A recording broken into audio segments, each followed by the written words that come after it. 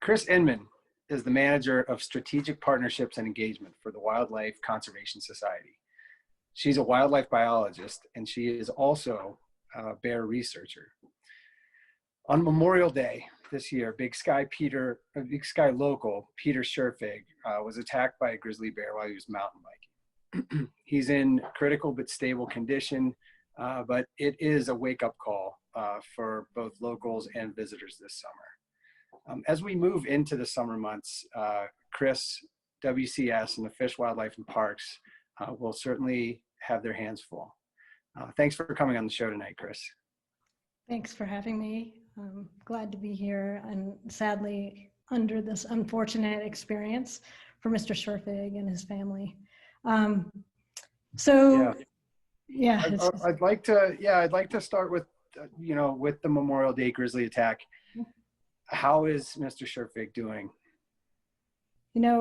From what I've heard, he's still in critical condition and not conscious right now, but as he hopefully begins to recover, we'll see some positive things turn for him. Sure. Why did this encounter happen?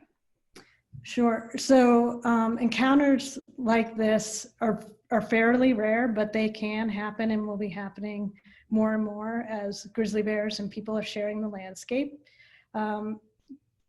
With a mountain bike situation, these are particularly more likely to not go as well as other encounters can be, because mountain bikers are moving very quietly at high rates of speed. Grizzly bears and black bears are traveling down those same areas and trails, and so they don't hear a biker coming, and by the time they do come upon each other, it usually is something that can't be avoided. Mm-hmm. So that's one of the things that's particularly alarming about these kind of events, is that the mountain bikers are traveling very quietly at high rates of speed, and they're not looking around in front of them to any hazards that might be there. They're more focused on the ground in front of them and any hazards that might be immediately present. Mm-hmm. Should people be concerned? I mean, as of now, the investigation is still ongoing, but Fish, Wildlife, and Parks has so far labeled this bear as non-predatory. What does that mean? Sure. So, all points from the investigation, the initial investigation, is that it was a surprise encounter, just as what I spoke to, that the mountain biker, he was traveling at a high rate of speed very quietly and surprised the bear. They'll know more, as they continue to investigate this and give a report back out to the public once they fully close the investigation. But what it means is that you can anticipate that there's a grizzly bear in the area, and not necessarily just this bear, but there could be other bears in the area as well, and that there's certain things that you can do to keep yourself safe while traveling in grizzly bear country. Yeah, absolutely. You talked about a couple things we can do differently. We are all hoping for the speedy recovery of Peter Scherfig. Our hearts and prayers go out to him and to his family, local family. But Peter Scherfig was riding alone that day. Talk about a little bit more about what we can do differently in bear country and what we can learn from this. Absolutely. So, and I would say, is an unfortunate experience for Mr. Scherfig, and not something that that he's in any way to be blamed for. Things that we recommend doing with mountain biking is very similar to what we recommend with hiking in bear country. So it's traveling in groups of 3 or more, carry bear spray, and know how to use it. I can direct you to a Facebook link that Fish, Wildlife, and Parks has put out with a video that you can watch. I'll actually just quickly share that screen with you guys. That'd be great. Just so folks can see that. Do you see the Facebook page? Can you see it? Yes. Yes, we can see it. Yep. I think Fish, you might, Wildlife, and Parks. yeah.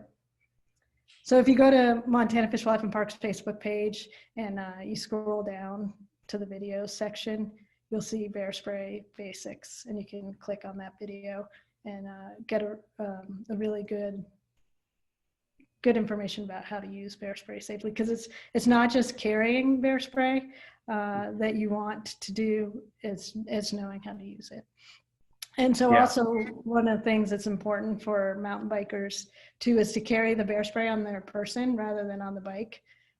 If a surprise encounter happens and there's a collision, you and the bike could be separated, so you want that bear spray on you. And then also you want your fellow riders carrying bear spray, because you likely won't have time to be able to respond in that situation. And it'd be them their job to respond and also call for help and help get you out of there. And traveling with more people also is noisier, so you want to make noise. There's some bells that are out there that may help in that regard.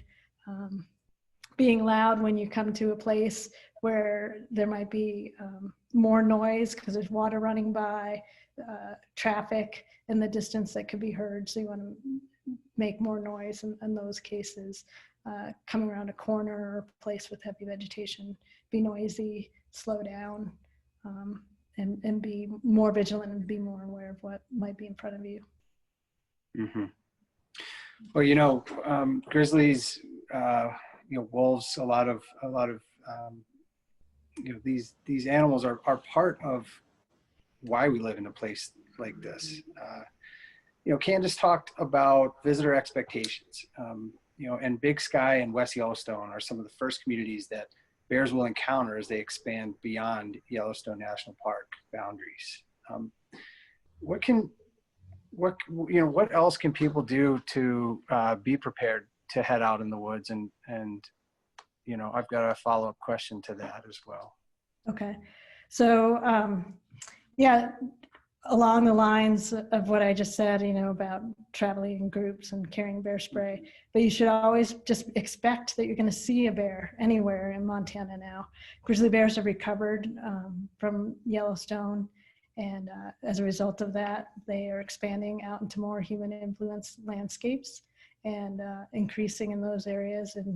And we're starting to see that in Big Sky. There's been more sightings of grizzly bears. We'll continue to see more sightings.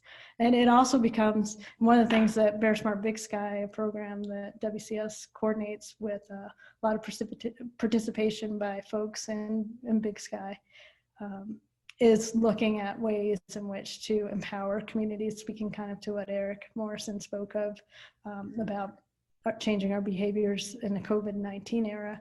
We have to change our behaviors living in bear country. And so the goal of Bear Smart Big Sky is to give the information to inform the community to take actions that keep themselves safe while at play, work, and at home. Yeah, thanks for that.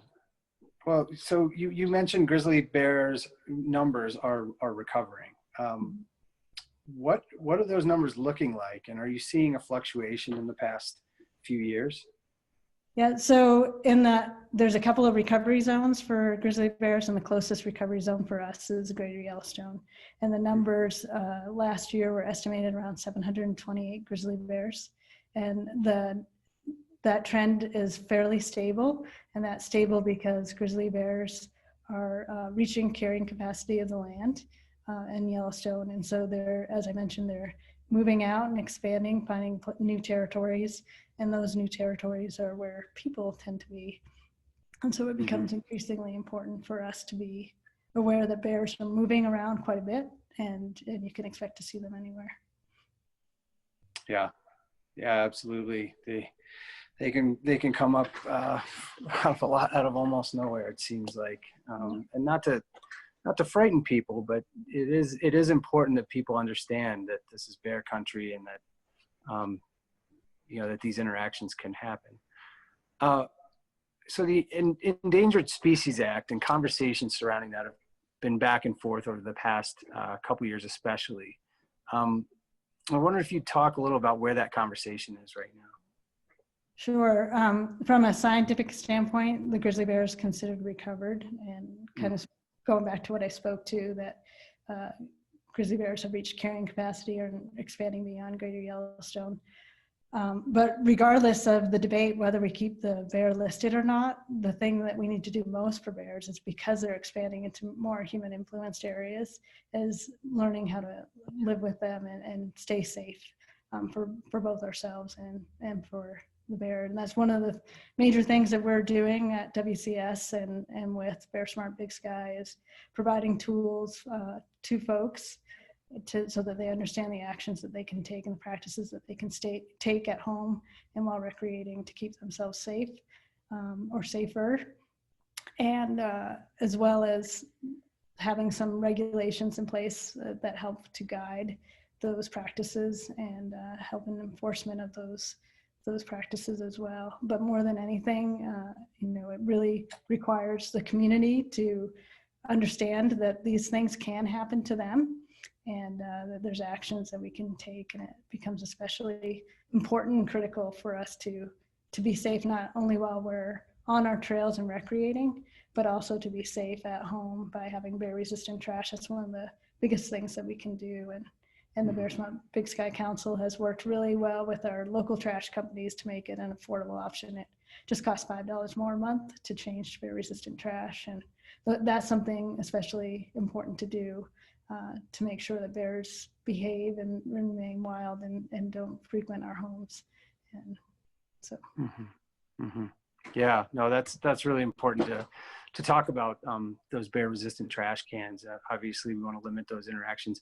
Would that be more, black bear, grizzly bear, or any bear type situation that might be involved in trash cans? Both. So bears are generalists in their behavior, so they're going to acquire the food that's the easiest to get to. And if trash is readily available, that's where they're going to go, and then they learn that behavior. And it's when they learn that behavior that it becomes a little bit more dangerous, and it's certainly more dangerous with a grizzly bear than it is with a black bear. But anytime an animal becomes habituated and relaxed around people, it's not a good situation. Absolutely.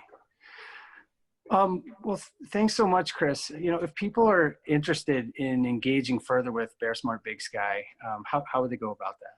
Sure. We announce our Bear Smart Big Sky Council meetings on our website, which is wcsmontana.org/calendar. But you can also reach out to me or folks at Outlaw Partners and Explore Big Sky also have that information as well, because we work quite a bit with you guys and appreciate the partnership. Yeah, well, we certainly do as well. We appreciate you, Kris, and your groups keeping us informed, and that is what it's about, right? It's about education and recognizing that these aren't just stories. These are real people. These are real situations, and people should not be scared necessarily of these animals, but should understand that we're in their land, huh? Absolutely. Yep. To be prepared while you're out there. Respect them. Absolutely. Respect them for sure. That's about all I got. I appreciate your time, Kris. Brandon, any follow-up questions from you? Nothing on my end, Joe. Okay. All right. Well, Kris, thank you so much. We really appreciate the work you guys are doing. It is critical. And as we come into a potentially, busy summer season of tourism in the area, education and being prepared are really where everyone needs to be. So thank you for the work you guys are doing. Thank you so much. Yeah.